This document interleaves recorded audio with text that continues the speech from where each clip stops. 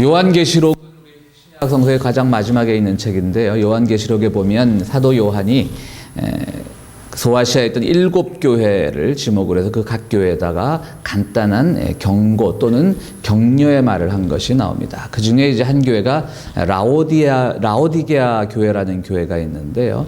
라오디게아 교회를 향해서 어떤 말씀을 하셨냐면, 너희는 뜨겁지도 않고 찹지도 않으니 내가 너희를 입에서 뱉어버리겠다라고 이렇게 그 교회를 향해서 경고의 말씀을 하고 계십니다. 요한계시록에는 물론 과격한 표현들이 좀 많이 나옵니다. 그래서 설교 본문으로는 잘 쓰지 않죠. 세계 종말에 관한 이야기들. 그래서 요한계시록을 중심으로 무슨 어떤 종말 영화 같은 것들도 많이 만들어지지 않습니까? 그래도 그렇지 주님께서 라오디게아 교회를 향해서 내가 너희를 뱉어버리겠다라고 말씀하실 때는 사실 듣기에 따라 좀 섭섭한 말씀이기도 합니다. 그래도 교회인데 왜 뱉어버리는가 이런 표현을 쓰죠. 라오디게아 지역은요 좀 특별한 지역이었습니다. 아주 부유한 동네였습니다. 그 지역에서는 그 섬유 산업이 발전을 해가지고요. 예전에 섬유 산업이 얼마나 귀한 거겠습니까? 지금부터 2000년 전에. 그런데 그 섬유 산업이 발전해서 동네가 부유했고요. 섬유 산업이 발전하면서 염색 산업도 아주 발전을 했습니다. 그리고 또 의약품의 생산지여서 그 지역에서 나오는 안약은 굉장히 인기가 있었다고 합니다. 동네 사람들이 아주 다 부자인 거예요, 지역 사람들이. 또 하나 특징은요, 그 지역은 근데 단 하나의 단점이 있다면 물이 귀한 것이었는데요. 골로새라고 하는, 우리 골로새서도 있죠. 골로새라고 하는 지역으로부터는 냉수를 공급받았고요. 굉장히 발전한 지역이죠. 그때 이미 이 수도 파이프라인이 있었다는 뜻입니다. 그러니까 물을 공급하는. 그 다음에 또 다른 지역에서는 이 온천물을 공급을 받았습니다. 그래서 두 지역으로부터 뜨거운 물과 찬물을 공급받았는데요. 단 한 가지 단점은 이 지역에 같이 따로 뜨거운 물 따로 차가운 물 따로 보관할 시설이 없어서 두 물을 적당히 섞어가지고 사용을 했다고 합니다. 그러니까 그 지역 물은 냉수도 없고 따뜻한 물도 없는 거예요. 항상 섞어 있는 거예요. 미지근한 거예요. 주님께서 비유를 하실 때도 다 그 지역 특성상 비유를 하신 것이죠. 그래서 그 지역을 향해서 뭐라고 말씀하셨냐면, 너희는 뜨겁지도 않고 찹지도 않으니까 내가 너희를 뱉어버리겠다. 그리고 또 말씀을 하셔요. 너희는 무지무지 가난하다. 그 부유한 동네를 향해서 가난하다라고 말씀하신 거예요.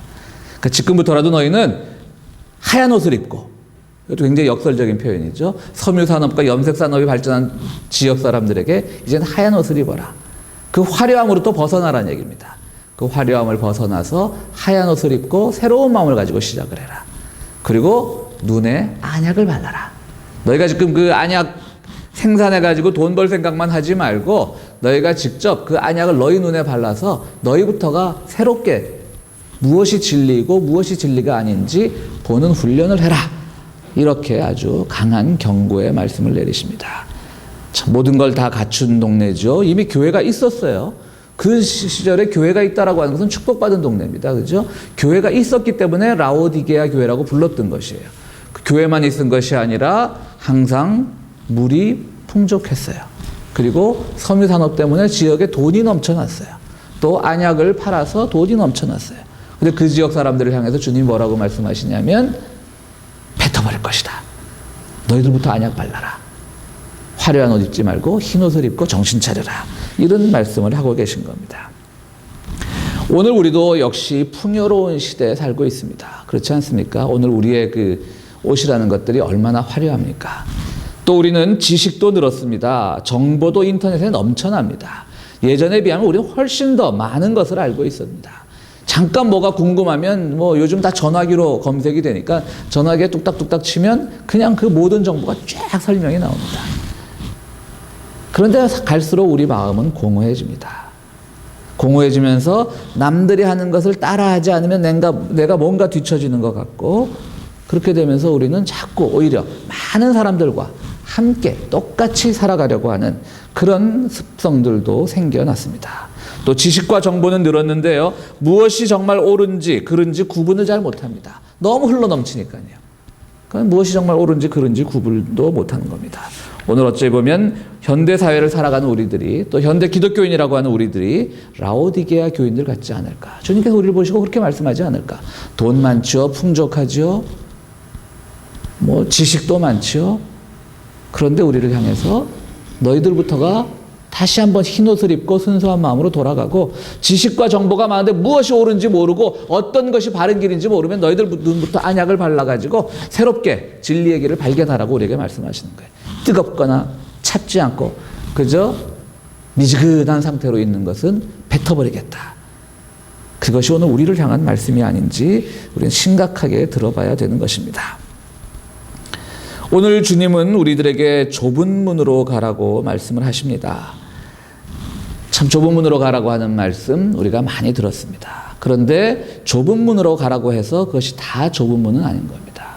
라오디게아 교회 같은 경우는 다 넓은 문으로만 가려고 하니까, 다 편한 길로만 가려고 하니까, 풍족한 삶을만 살려고 하니까 자꾸 그런 일들이, 그런 말씀들을 듣는 것이죠.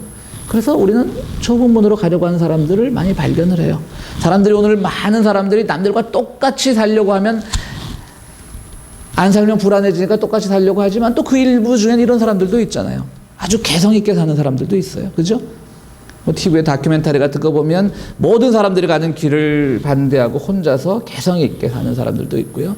음악들도 모든 사람들이 하는 음악과 다르게 독특한 음악이나 예술 세계를 구축하는 사람들이 있고요. 독특한 삶의 방식을 가지고 살아가는 사람들이 있습니다. 이 시대에 정말 좁은 길을 가는 사람들, 좁은 문을 향한 사람들이라고 할 수 있겠죠. 그런데 그 좁은 문이 또 다 좋은 건 아니에요. 주님께서 좁은 문으로 가라 그랬대서 나는 남들과 다르게 살 거야. 나는 남들과 다르게 독특하게 살 거야. 모든 사람들이 가는 길을 걸어가지 않을 거야 라고 한다고 한들 내가 선택한 좁은 문이 또 반드시 좋은 것만은 아니라고 하는 것이죠. 참 우리가 좁은 문으로 가기도 힘든 겁니다. 한국에는 대안학교라는 것이 있는데요. 대안학교에 보내는 부모님들은 참 독특하고 생각이 깊은 분들입니다. 대안학교라는 게 뭐냐면 엄격하게 말하면 대안학교가 다 그런 건 아니지만 학력 인정을 못 받은 학교예요. 그래서 대안학교라 그러는 거예요. 그러니까 거기를 졸업을 하면 상급 대학을 가려면 검정고시 아시죠? 검정고시란 걸 쳐야 되는 거예요. 왜? 학력 인정을 못 받았어요. 그런데 많은 생각 있는 부모님들이 그 학교를 보내요. 왜? 이 한국의 이 공교육, 막 입시 경쟁에 치우쳐 있는 공교육 현장을 못 믿고 난 그런 학교에 보내겠다. 그러니까 그 점만 보면 참 훌륭하죠. 요즘에 한국에 여러 가지 정치적인 시위들이 있는데 요즘 막 고등학생들도 전체 시위 현장 나와서 막 발언을 하고 그래요. 근데 그 고등학생들 대부분이 그 대안학교 다니는 학생들이에요. 대안학교도 학교가 많기 때문에 뭐 여러 학교들이 있어요. 대안학교가 하나만 있는 건 아닙니다. 뭐 우리 젊은 분들은 아시겠지만 또 어른들 혹시 잘 모르실까봐 대안학교라는 게 낯설고 생소한 용어라.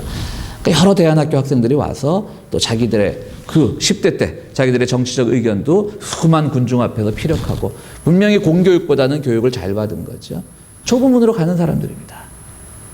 그러나 이 좁은 문이 또 우리에게 구원을 확실하게 보장해 주는 좁은 문인가? 그런 것 같지는 않아요. 때로는 이 대안학교가요 아주 등록금이 비싸요. 그렇지 않겠어요? 아이들에게 독특한 것만 가르치고 여행들도 많이 시키고 그러니까요 등록금이 비싸요. 그러니까 또 많은 사람들이 거기 갈 수 있는 건 아니에요. 그래서 한국에서 비아냥거리기를 보수적이고 돈 많은 부모는 아이들 외국어 학교 보내고 뭐 국제학교 이런 거 있잖아요. 요즘 문제돼가지고 뭐 재벌 손자들이 다니고 그래서요. 돈 많으면서 진보적인 부모는 대안학교 보내고 그럼 대안학교를 보낼 때는 상급학교 같은 것도 포기할 수 있는 마음이 있어야 되는데 그렇지 않아요. 또 졸업생 되면 또 막 검정고시 공부시켜갖고 또 좋은 대학 보내고 결국 좁은 문으로 가는 것 같지만 결과적으로 또 똑같은 인생길을 택하는 거예요. 너무 제가 일반화시켜도 죄송한 건데 다 그렇다는 건 아니지만 우리가 세상에 어떤 좁은 문을 걸어가려고 하는 데서도 그것 자체가 정말 우리에게 영원한 진리를 보장해 주지 않는 경우도 있다라고 하는 것을 말씀을 드리고 싶어서 한 예를 들었던 겁니다. 그렇다면 주님께서 오늘 우리들에게 좁은 문으로 가라고 하는데 좁은 문이라고 다 좋은 것은 아니고요. 좁은 문도 제대로 고르지 못하면, 제대로 선택하지 못하면 우리가 라오디게아 교회처럼 되는 겁니다. 그러니까 잘 선택하셔야 됩니다. 여러분들은 이 좁은 교회, 작은 교회 오셨는데요. 일단 좁은 문으로 들어온 건 합격은 하셨는데요. 큰 교회 안 다니시니까 일단 합격은 하신 겁니다. 그런데 정말 이게 좁은 바른 교회인가? 뭐 이런 생각들도 한번 좀 해보셔야 돼요. 뭐 담임 목사가 우리 교회가 바른 교회인가 이런 질문 던지는 것 자체가 좀 우스울 수도 있지만 그런 질문이 끊임없이 우리는 있어야 되는 겁니다. 오늘 주님께서는 우리들에게 이런 말씀을 하십니다. 오늘 우리가 같이 읽어야 될 성경으로 우리가 교동문으로 히브리서에서 징계에 관한 말씀을 가르쳐 주셨는데요. 오늘 주님께서는 사람들에게 엄청 징계를 하시죠. 내가 너희를 잘 알지 못한다. 심지어는 불의를 일삼는 자들아. 분명히 저 주님 잘 믿었는데요. 주님이 저 거리에서 설교하실 때 제가 아주 정말 진지하게 들었었는데요. 막 이러는데도 그들을 향해서 불의를 일삼는 자들아. 내가 너희를 알지 못한다. 너희가 어디서부터 왔는지 알지 못한다. 이러는 거예요. 우리를 징계하시는 말씀인 거예요. 정말 우리를 알지 못한다는 뜻이 아니라 너희가 가고 있는 길이 정말 제대로 된 좁은 문인지 잘 생각해 보라고 하는 겁니다. 바로 여기서 우리는 하나의 진리를 얻을 수 있는데요. 정말 우리가 좁은 문으로 가기 위해서는 가고 있는 사람은요. 우리 삶에 징계나 시험이 너무 자주 찾아온다는 겁니다. 여러분들 사시다 보면 많은 시련당하고 징계당하고 그러시잖아요. 어려우시잖아요. 힘드시잖아요. 너무 힘들어하지 마십시오. 그게 우리가 지금 좁은 문으로 가고 있다는 증거입니다. 여러분들이 이미 좁은 문으로 가고 있기 때문에 징계가 많아지는 겁니다. 사실 우리 주변에 보면 또 우리도 그런 경험했지만요. 신앙생활을 하면서 올바르게 살려고 하면 할수록 갖가지 어려움이 많이 닥치지 않습니까? 내가 뭐 이런 생각들 많이 하시죠. 내가 그동안 신앙생활이 너무 미지근해서 이제부터 잘 믿어야 열심히 해야지. 그리고 교회 봉사도 더 잘하고 성경 더 많이 읽고 그러는데요. 재미있는 건 그렇게 시작하면 꼭 그 다음 달에 시험이 옵니다. 징계가 옵니다. 더 힘들어집니다. 김우수 집사님 그런 경험 있으신 모양이네요. 아주 그냥 그죠? 우리가 뭔가 잘해보려고 하는데 징계가 오는 거예요. 시험이 오는 거예요. 꼭 그런 경우가 있습니다. 근데 그게 바로 여러분들이 지금 좁은 문으로 가고 있다는 증거입니다. 올바로 된 좁은 문으로 가고 있다는 증거입니다. 근데 그것이 오히려 잘못되는 줄 알고 올바른 행위를 쉽게 포기해버리면요.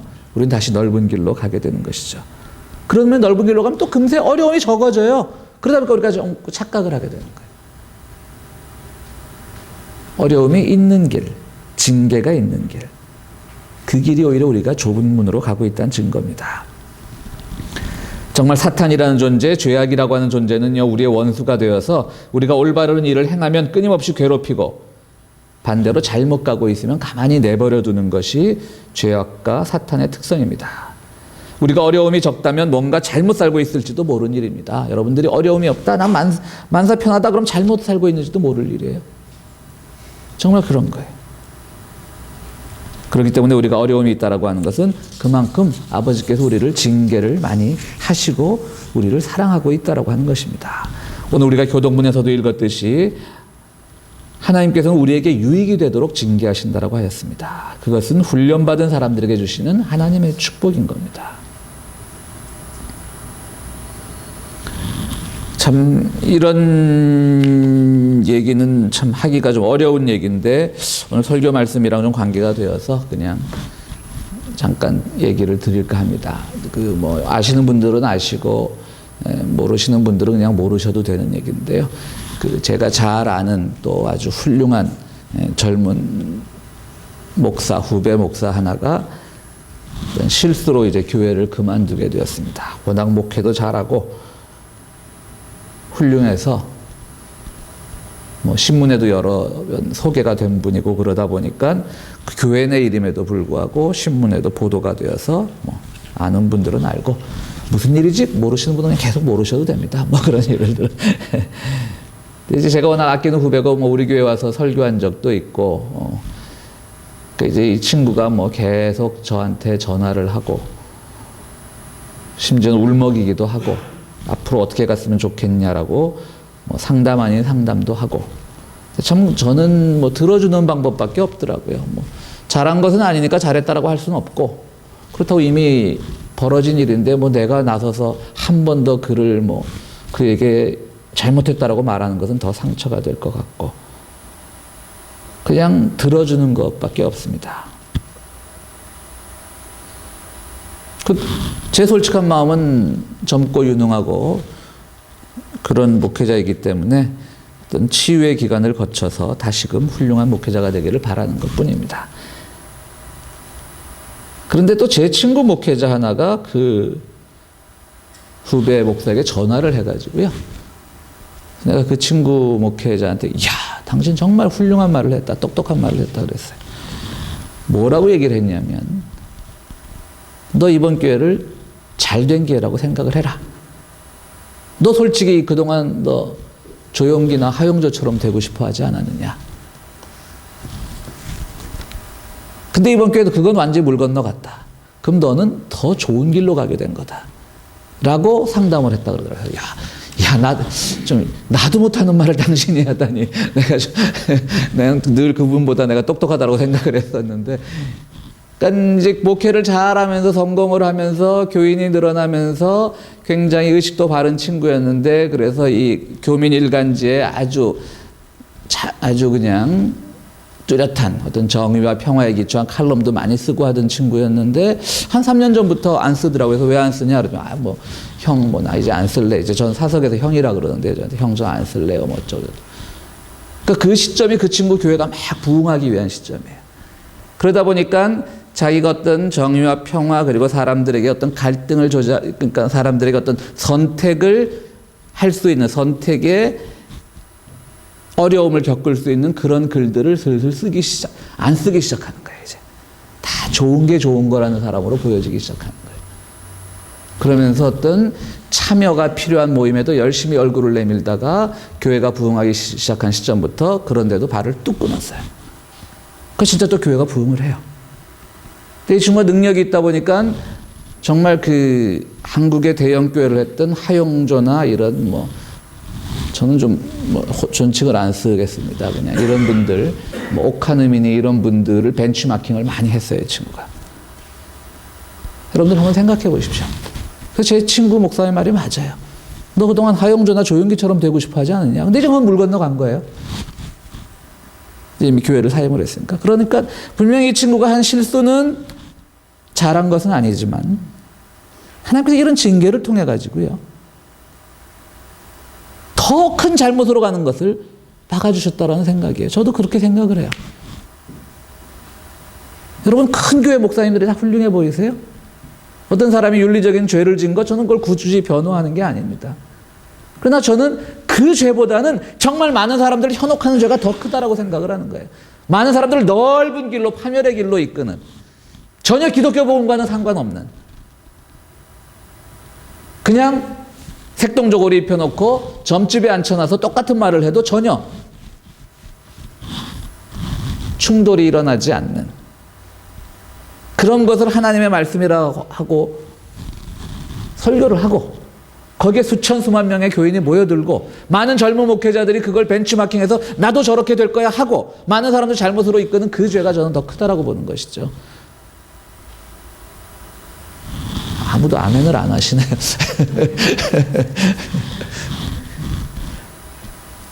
너무 심각해졌습니까? 그러니까 다시 한번 말씀드리지만 오해가 없길 바랍니다. 한 사람이 저지른 어떤 윤리적인 실수를 제가 보듬어주고 덮어주고 잘했다라고 말하는 것이 아니고요. 분명히 실수였지만, 그러나 그것이 과연 오늘날 그런 실수를 하지 않고, 그분들이 그런 실수를 했는지 안 했는지 잘 모르겠지만, 어쨌든 많은 사람들을 넓고 편하고 화려한 길로 걸어가면서 이것이 하나님의 축복이라고 말하는 사람들이 지은 죄가 더 크지 않을까. 징계란 바로 그런 겁니다. 물론 우리가 좋은 일을 할 때도 징계를 받지만요, 실수를 하고도 징계를 안 받는 경우가 있어요. 얼마나 많은 사람들이 실수를 하고 죄악을 저지르고도 뻔뻔하게 살아가는 게 오늘날의 현실입니까? 근데 주님이 그때 징계하시는 건 분명히 우리가 그 징계를 통해서 새롭게 일어서기를 바라시는 거예요. 새로운 방향을 잡기를 바라시는 거예요. 그래서 오늘 우리는 정말 넓은 길로 가는 것이, 편해 보이는 길이, 우리가 흔히 말하는 축복을 받는 길이, 세상 사람들이 많은 축복을 받는다는 게 뭐예요? 다 넓은 길로 가는 걸 축복이라고 교회에서 가르치잖아요. 여러분 돈 많이 버셔갖고 큰 집에 사시고 좋은 차 타시고 좋은 핸드백 들고 다니시고 다 하나님께 기도하면 그런 축복 받습니다. 그게 축복입니까? 파멸의 길로 막 몰아넣는 거예요.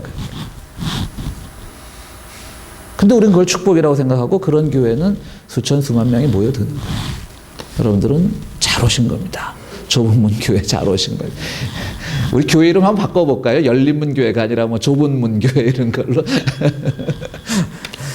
그렇습니다. 여러분들 어떤 선교사님이 아프리카에 가가지고 이런 장면을 목격을 했다고 합니다.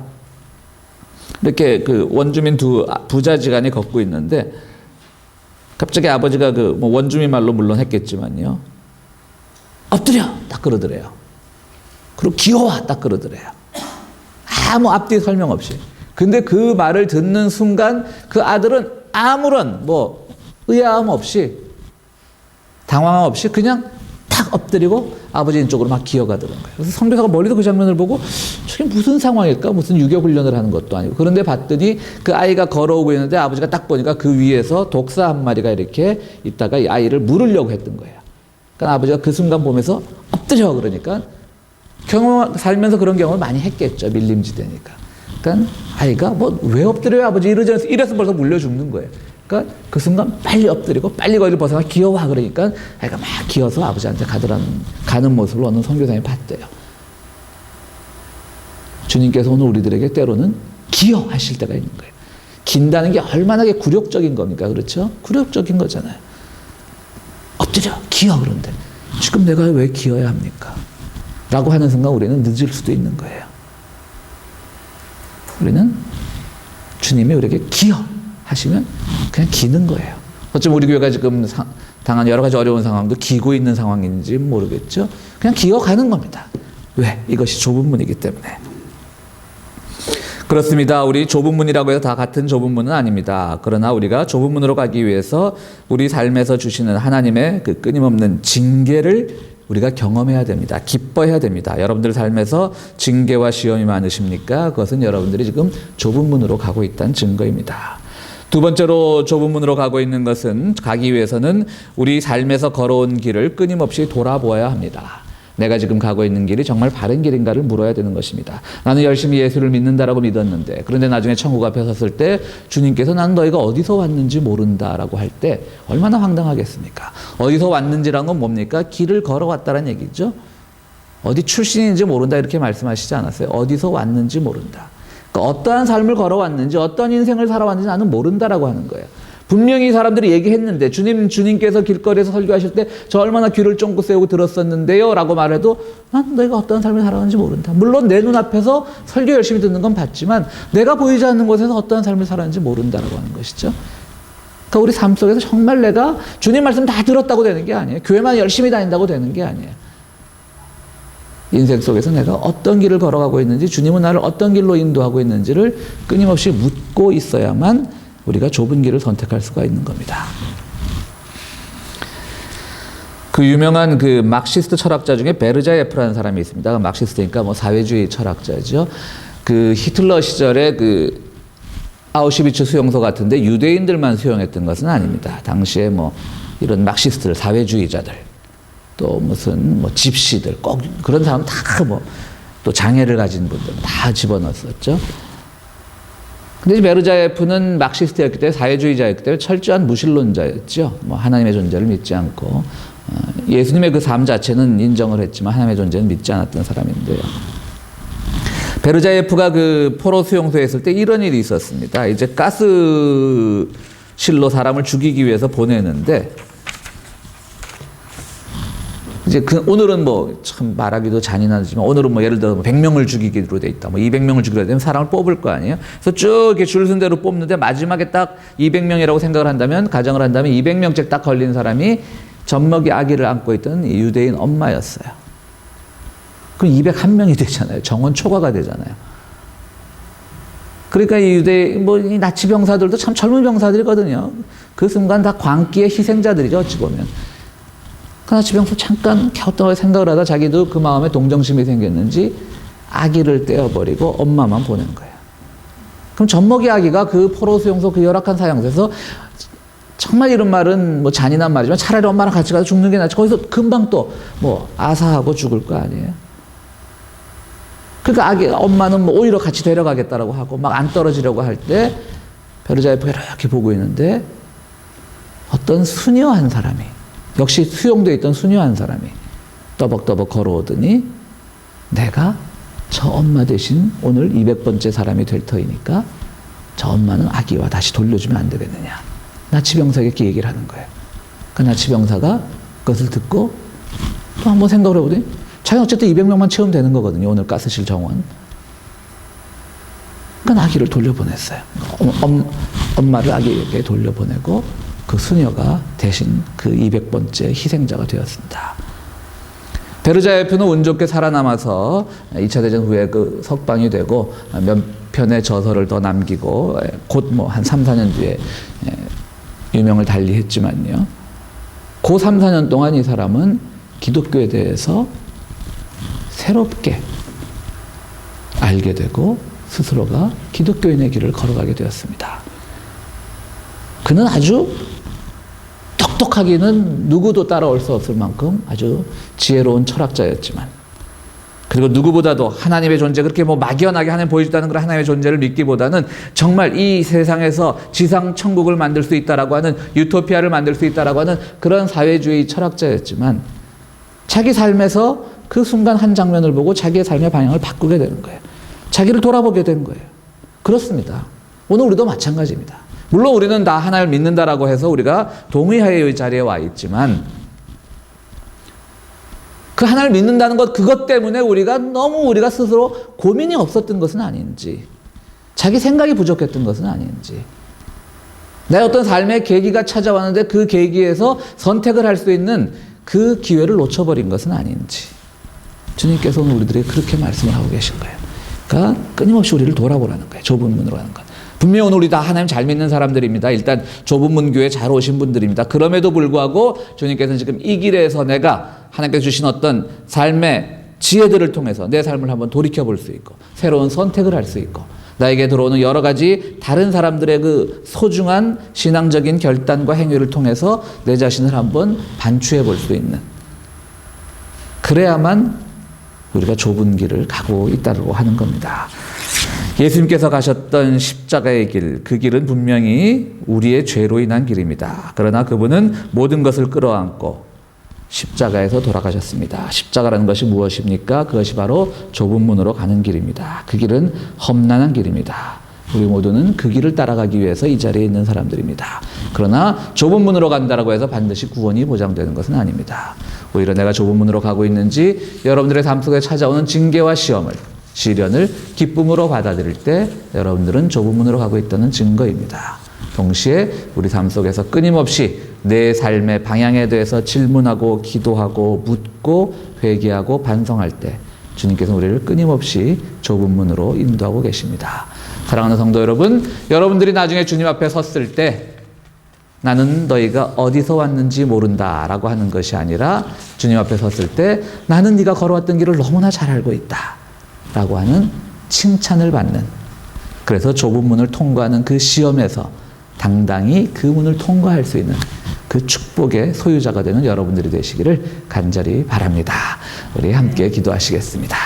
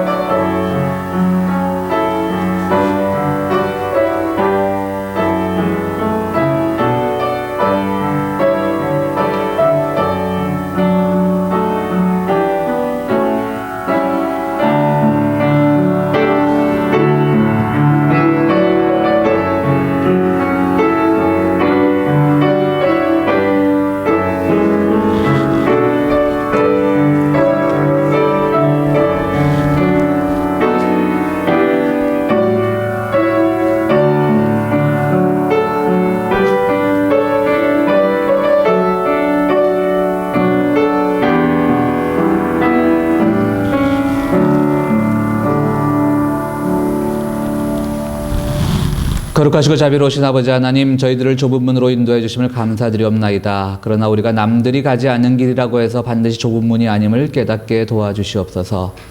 남들이 가지 않는 것만으로 되는 것이 아니라 그 속에서도 끊임없이 우리에게 주어지는 가시밭길을 기쁨으로 걸어갈 수 있는 우리가 되게 하시고, 또한 우리 겸손하게 인도하여 주셔서 우리의 길 속에서 늘 우리를 돌아보면서 새로운 선택을 향해서 또 주님의 말씀 따라 걸어갈 수 있는 우리 모두로 만들어 주시옵소서. 이 시간 귀한 예물 드릴 때 저희들 참으로 이 예물을 드림으로써 우리 삶이 축복받고 은총을 누리기를 원하지만, 그 축복의 끝이, 그 은총의 끝이 모든 것이 다 풍족하게 채워지는 넓은 문에 결말이지 않도록 우리를 도와주시옵소서. 예수 그리스도 이름으로 기도하옵나이다. 아멘.